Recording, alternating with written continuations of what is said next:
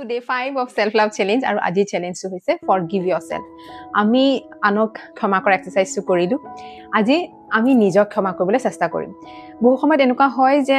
আমি কাৰোবাক কিবা বেয়াকে কৈ পাওঁ বা কিছুমান এনে ধৰণৰ কাম কৰি দিওঁ কাৰোবাৰ লগত তাৰ পিছত